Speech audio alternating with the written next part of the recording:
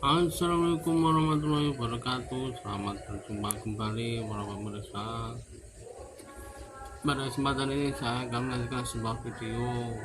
Saya mengajak kalian semua untuk menonton bareng-bareng, yaitu apabila channel YouTube Anda sepi, maka inilah solusinya. Ayo tonton bareng-bareng. Saat channel YouTube saya susah banget dapat view, itu frustasi. Karena saya sendiri pun bukan sekali dua kali mengalami hal itu. Sebelum punya channel ini, saya sempat bikin beberapa channel gagal, terus juga bantuin channel temen. Itu untuk dapat 100 view aja susah banget. Bahkan ada satu channel yang untuk dapat 500 subscriber aja butuh waktu 6 bulan. Setahun kemudian, akhirnya nyampe 1500 subscriber. Tapi jam tayangnya baru 2000-an. Waktu itu pengen bisa monet aja kayaknya cuma mimpi. Sampai akhirnya saya mulai ngerti caranya gimana dapetin view dan subscriber. Dan setelah itu pertumbuhannya pun terus meningkat lebih cepat. Sekarang kalau saya melihat lagi ke belakang, itu sebenarnya memang banyak kesalahan yang dulu saya lakukan. Jadi wajar aja kalau video-videonya nggak dapet view. Dalam memperbaiki channel yang sepi penonton, saya akan cari dulu akar permasalahannya. Nah, cara terbaik untuk mencari biang keroknya adalah dengan melihat satu halaman yang sering dihindari oleh banyak YouTuber pemula, yaitu analitik YouTube. Saya cek analitik dari 5-10 video terakhir yang view-nya rendah.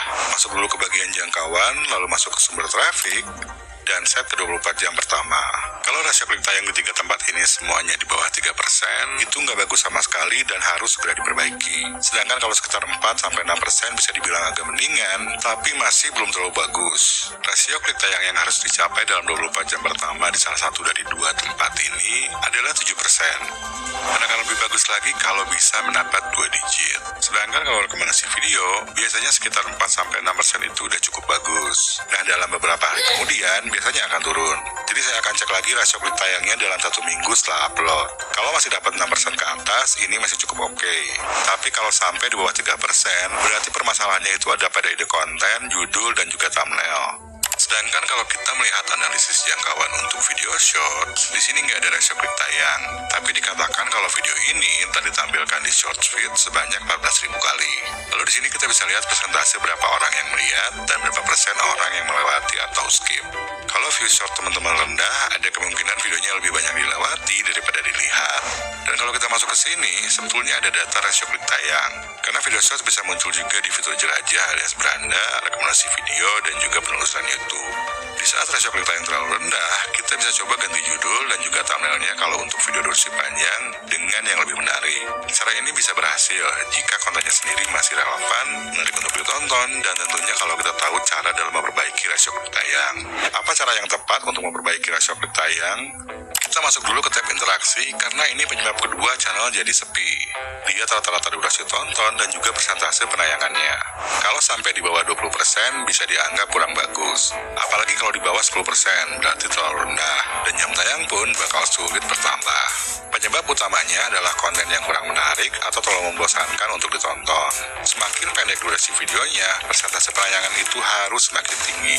Buat yang bikin video pendek 3-5 menitan seperti musik, usahakan untuk dapat 50% ke atas. Berarti kalau untuk short harus mendekati 100%.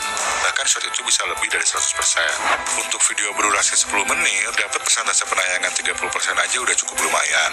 Tapi kalau saya akan berusaha untuk dapat 40% ke atas. Cuma untuk dapat persentase yang tinggi, bagi kebanyakan pemula, bukanlah hal yang mudah. Nah, nanti saya bakal jelasin cara meningkatkan persentase penayangan dan rata-rata durasi tonton. Sekarang mari kita bongkar dulu cara meningkatkan rasio klik tayang. Kualitas judul dan thumbnail bertanggung jawab terhadap nilai rasio klik tayang. Tapi bikin judul dan thumbnail yang menarik itu bakal sulit kalau idenya sendiri aja udah nggak menarik. Jadi harus diawali dulu dengan menemukan ide yang tepat, yang memiliki potensi untuk mendapatkan view. Ada 3 kriteria wajib yang harus dimiliki sebuah ide konten agar bisa mendapatkan view. Kriteria pertama, ide tersebut harus bermanfaat. Untuk setiap jenis video, manfaat yang bakal diharapkan penontonnya itu bakal berbeda-beda, menghibur, menginspirasi, mengedukasi, atau memberikan solusi.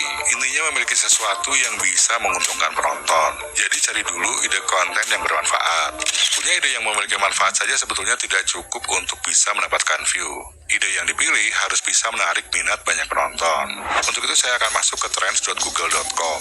Ketik topik atau ide kontennya, set rentang waktunya ke 5 tahun terakhir, lalu di sini set ke YouTube. Angka di sini bukan seberapa banyak jumlah pencarian yang dilakukan, tapi skala trending dari 0 sampai ke 100. Kalau 0 berarti nggak ada peminat, kalau 100 berarti lagi di puncak trending. Di bagian ini, kalau ternyata trennya diprediksi bakal turun atau memang sudah turun, mending topik tersebut nggak perlu dibikin kontennya. Atau setidaknya pilih yang skala trennya masih di sekitaran 50-an ke atas, minimal topik tersebut masih ada peminatnya. Yang kita pengen adalah topik yang trennya sedang di atas, dan yang lebih bagus lagi, diprediksi bakal naik ke atas oleh Google Trends. Jadi kita bisa curi start. Teman-teman mungkin pernah mengalami udah bikin konten dengan ide yang bermanfaat dan juga sesuai dengan keinginan penonton, tapi view-nya tetap rendah. Penyebabnya adalah konten yang dibuat bukanlah sesuatu yang baru. Kalau nggak menawarkan sesuatu yang baru, penonton juga pastinya bakal lebih memilih untuk nonton video-video dari channel-channel yang sudah besar dan sudah lebih terpercaya. Nah, disinilah pentingnya kriteria ketiga, yaitu unik. Untuk dapetin ide yang benar-benar baru dan berbeda itu nggak gampang. Karya-karya yang ada saat ini pun udah nggak 100% original. Jadi yang bisa kita lakukan adalah mengembangkan ide yang sudah ada menjadi terasa baru dan unik. Dan salah satu tekniknya adalah dengan melakukan mixing. Kita bisa mix dua ide lama dan memiliki benang merah menjadi satu ide baru. Kita bisa juga mix idenya dengan pop culture seperti buku, film, atau lagu terkenal, atau dikaitkan dengan kisah nyata yang menginspirasi. Dan kita juga bisa mix ide konten lama dengan format konten lain. Misalnya konten gaming dicampur dengan konten challenge. Contohnya kita memainkan level tersulit sesuatu game tapi pakai hero yang paling lemah. Nggak harus selalu dengan format challenge, tapi bisa dengan format apa aja yang penting cocok. Sebagai konten kreator, kita itu harus mengasah kreativitas, bukan sekedar ikut-ikutan bikin konten yang sama persis kayak orang lain. Langkah selanjutnya adalah menuangkan ide konten ke dalam judul dan thumbnail. Dan ini sebaiknya dilakukan sebelum bikin kontennya. Judul dan thumbnail itu ibaratnya kemasan atau display. Kalau kemasannya nggak menarik, penontonnya jadi kurang tertarik. Jadi sebelum repot-repot bikin kontennya, kita bikin dulu beberapa draft judul dan konsep thumbnailnya. Judul dan thumbnail itu harus bisa menjelaskan apa, siapa, dan kadang juga di mana kalau kontennya berkunjung ke satu tempat. Yang paling penting itu adalah tentang apa konten tersebut. Dan kita cukup menjelaskan satu hal saja yang paling menarik di judul dan di thumbnail. Karena kalau kebanyakan juga penonton bakal kebingungan. Contohnya judul dan thumbnail videonya Andrew Calloway ini memiliki apa, siapa, dan di mana. Siapanya adalah Andrew Calloway karena di thumbnailnya ada wajah dia. Apa yang dilakukan adalah mencari harimau di Sumatera. Tepatnya di hutan Sumatera karena di thumbnailnya terlihat dia ada di hutan. Baik judul dan thumbnailnya itu sangat simpel sehingga mudah dimengerti oleh penonton. Dan manfaat yang ditawarkan adalah hiburan. Ada orang yang mencari harimau itu adalah sesuatu yang ekstrim dan bisa jadi hiburan bagi target penontonnya. Tapi kenapa dia nggak masang gambar harimau? Alasannya untuk bikin penonton lebih penasaran. Menambahkan unsur penasaran sangat membantu dalam meningkatkan rasio klik tayang. Di judulnya ini, Andrew Calloway nggak bilang kalau dia berhasil menemukan harimau, tapi dia mencari harimau. Apakah dia berhasil menemukan harimau? Nah, untuk tahu, ya tentunya harus nonton videonya. Ini contoh judul dan thumbnail simpel dari channel Gadget In. Kontennya tidak bepergian ke satu tempat, jadi tidak harus menjelaskan di mana. Tapi di sini tetap ada penjelasan apa dan siapa. Sedangkan unsur penasarannya adalah apa yang sebetulnya membuat David putus asa terhadap HP Nokia. Dan kenapa dia putus asa dengan HP Nokia. Di sini juga ada unsur emosi karena menampilkan ekspresi wajah yang menggambarkan keputusasaannya atau kekecewaannya. Sedangkan manfaat yang tersirat adalah informasi untuk orang yang sedang mempertimbangkan beli HP Nokia dan juga yang sudah membeli HP Nokia. Kalau di judul dan thumbnail video saya yang ini, siapanya itu bukan saya, tapi Mr. Beast. Karena orang yang dibahas di video ini adalah Mr. Beast. Dan ada juga yang siapanya itu lebih dari satu. Jadi ini tergantung dengan siapa saja yang ada atau yang dibahas di konten. Selain itu juga banyak judul dan thumbnail video yang hanya menunjukkan apa. Biasanya karena apa yang dibahas di konten jauh lebih penting daripada siapanya. Judul dan thumbnail video kita akan selalu bersaing dengan video-video lain, baik di beranda, bagi rekomendasi video, dan juga di halaman penelusuran. Kita cuma punya 3 detik untuk membuat orang tertarik kepada judul dan thumbnail video kita.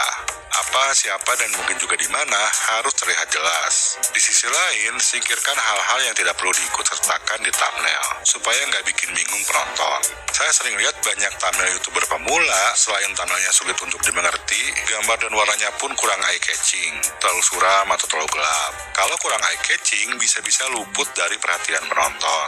Untungnya aplikasi zaman sekarang, contohnya Canva, itu sudah menyediakan fitur color adjustment dan filter yang mudah digunakan untuk mempertajam warna. Dan di YouTube sendiri banyak tutorial Lightroom yang mudah diikuti, bahkan banyak yang kasih preset gratis. Jadi coba dimanfaatkan. Dan satu hal lagi yang penting untuk diketahui, bahwa rasio klik tayang dipengaruhi juga oleh cinta yang diberikan penonton setia.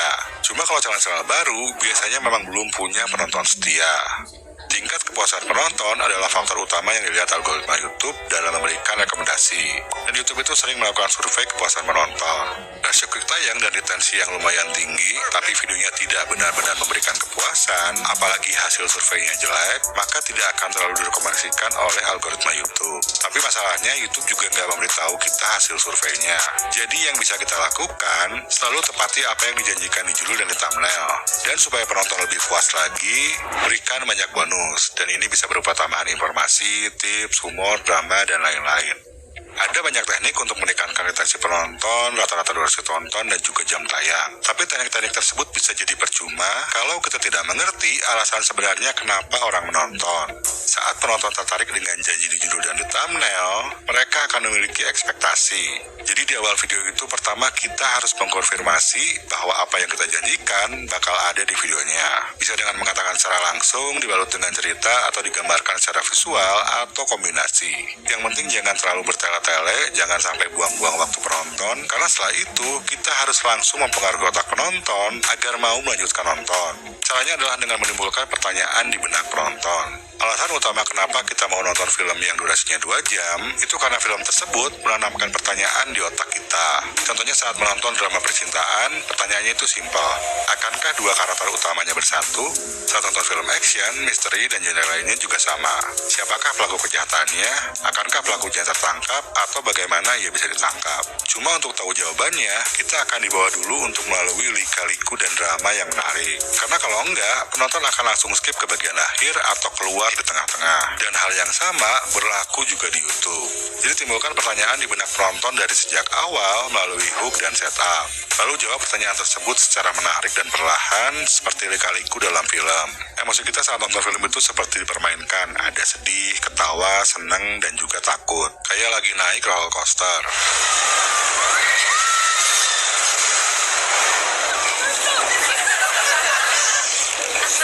Kalau rasio klik tayang dan retensi sudah bagus, seberapa besar view yang akan didapatkan? Apakah bakal viral? Perlu diketahui kalau ukuran dan minat penonton dari setiap topik itu berbeda-beda. Di Google Trends, kita bisa melakukan perbandingan seperti terlihat di sini. Di sini minat untuk topik alur film itu jauh lebih besar kalau dibandingkan dengan YouTuber pemula. Jadi kita nggak bisa berharap kalau semua topik itu bakal bisa viral. Cuma kalau saya bikin konten itu disesuaikan dengan kemampuan saya. Nggak viral juga nggak masalah, yang penting channel itu terus berkembang. By the way, untuk lebih mengerti soal hook dan setup, serta cara menstruktur video agar retensi lebih tinggi, teman-teman bisa lanjutin nonton 2 video ini.